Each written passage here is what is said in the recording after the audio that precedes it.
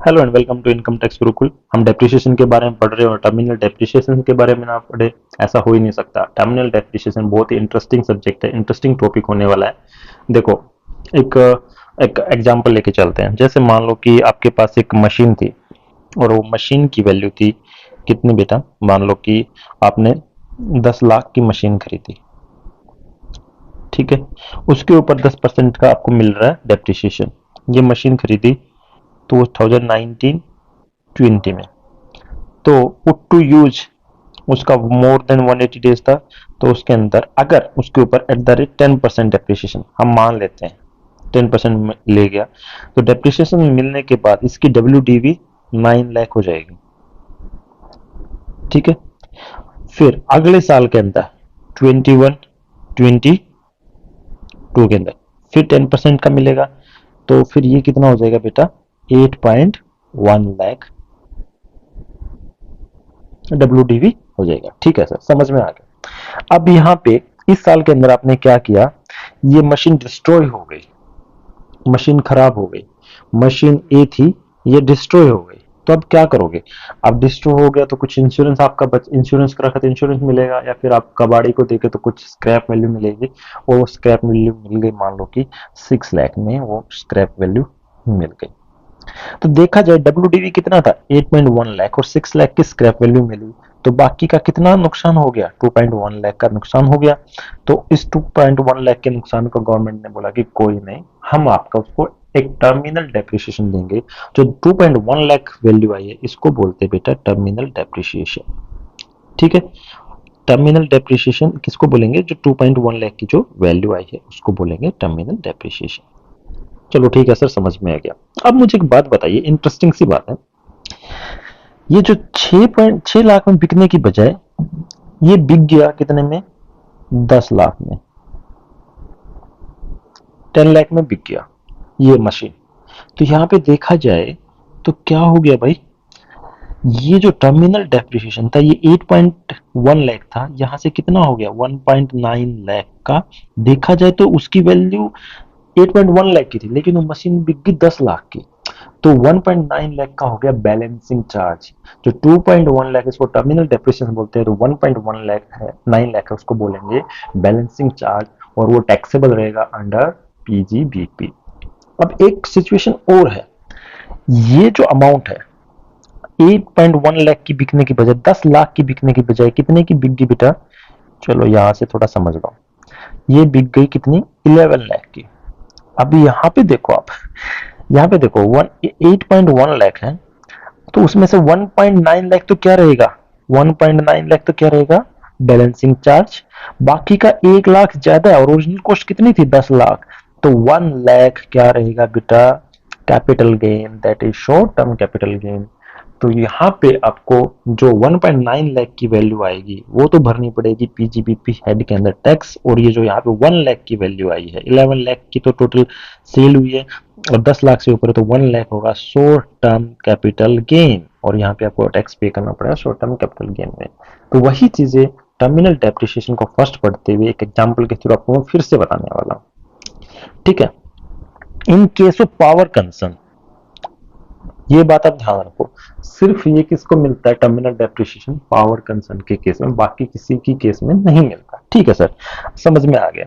Power concern के case में मिलता है जब एसेट को बेच दिया जाता है, डिस्कार्ड कर दिया जाता है, डिमोलिश किया जाता है, फिर कोई भी तरीके से डिस्ट्रॉय किया जाता है किसी भी साल में। लेकिन ये बात भी ध्यान रखना, उस साल में नहीं मिलेगा जिस साल में इसको खरीदा है। आपने पहले साल खरीदा, उसी दिन डिस्ट्रॉय कर दिया, तो टर्मिनल डेप्रिसिएशन नहीं मिलेगा। आपने 10 लाख की मशीन खरीदी थी, उसी साल के अंदर पुट टू यूज करा, और उसी साल आपने उसको क्या कर दिया? बेच दिया, डिस्ट्रॉय कर दिया, सेल कर दिया, जो भी कर दिया। 10 लाख की मशीन 9 लाख की आपने सेल कर दी, या बेखराब हो गई, स्क्रैप वैल्यू और इंश्योरेंस की वैल्यू मिला के 9 लाख रुपए मिले, तो 1 लाख रुपए का तो आपको नुकसान हो गया। तो आप बोलोगे सर डेप्रिसिएशन दे दो, नहीं। उसी साल अगर आपने किया है तो डेप्रिसिएशन नहीं मिलेगा। That is for that it is written here previous year other than the previous year। ये बात आप ध्यान रखो, ठीक है।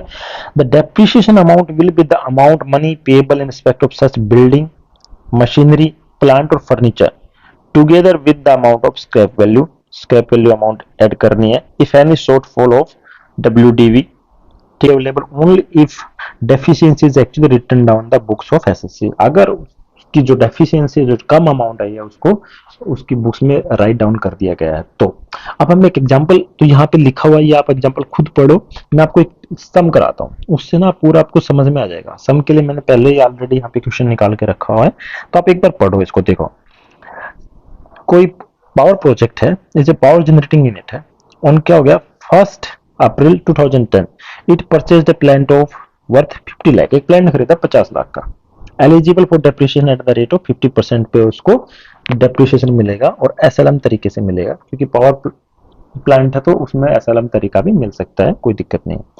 बैलेंसिंग चार्ज और टर्मिनल डेप्रिसिएशन बताना है।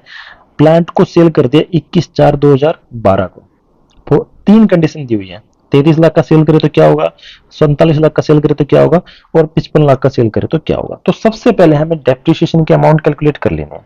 देखो बेटा, ओरिजिनल कॉस्ट कितनी है इसकी, 50 लाख, ठीक है। अब मेरे साथ रहो, 50 lakh depreciation for the year 2010-11, क्योंकि हमने 1 अप्रैल 2010 को खरीदा था, डेप्रिसिएशन कितना, 15%, और 50 लाख का 15% कितना होगा बेटा, कैलकुलेटर सबके पास होने चाहिए। 50 लाख का 15% हो गया 7.5 लाख, सबके पास कैलकुलेटर होना चाहिए। तो एक साल में डेप्रिसिएशन को मिला तो इसकी वैल्यू WDV कितनी हो गई, जो रिटर्न डाउन वैल्यू थी इसकी, ये कितनी हो गई इसकी, इसमें से घटा देंगे तो कितना आएगा, 42,50,000। ठीक है सर, समझ में आ गया। अब इस साल के अंदर फिर से डेप्रिसिएशन निकालना है, एसएलएम मेथड से निकालना है। एसएलएम मेथड से निकालेंगे तो कितना आएगा, सीधा क्योंकि ओरिजिनल कॉस्ट पे लगाना है एसएलएम, तो हमेशा ओरिजिनल पे लगता है, 7,50,000। तो 7,50,000 इसमें से माइनस करेंगे तो WDV आ जाएगी बेटा कितनी, 35 लाख रुपए।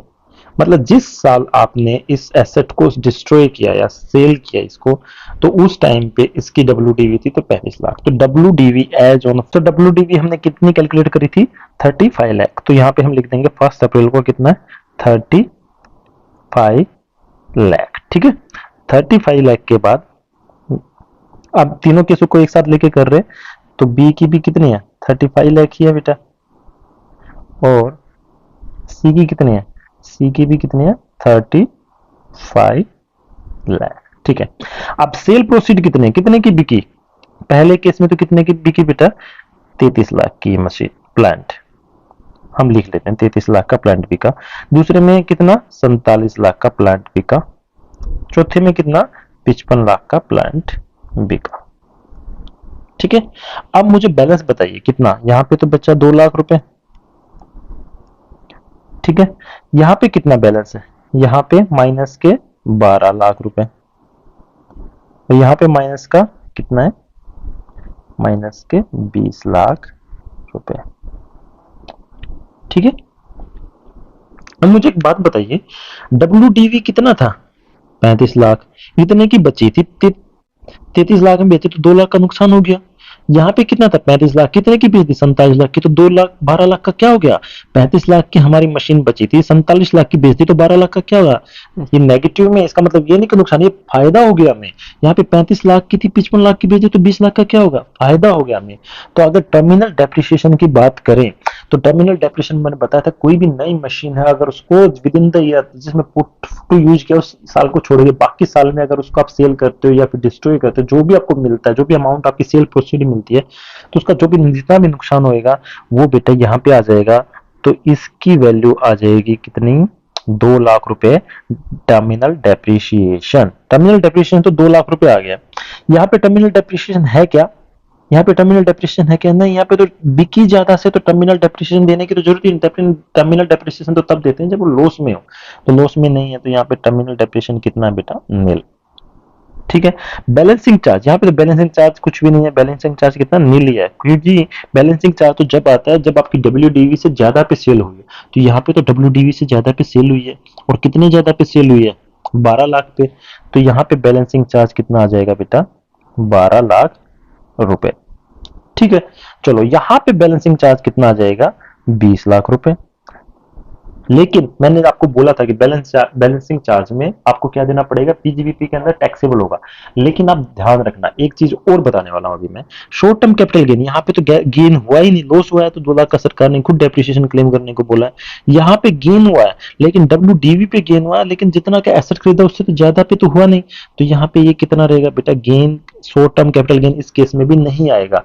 लेकिन जब जो सेल वैल्यू थी और जो ओरिजिनल कॉस्ट थी 50 लाख, अगर सेल वैल्यू 50 लाख से ज्यादा, ओरिजिनल कॉस्ट से ज्यादा है, 50 लाख से ज्यादा है, तो उस टाइम पे आएगा शॉर्ट टर्म कैपिटल गेन। और कितना आएगा बेटा, 5 लाख रुपए।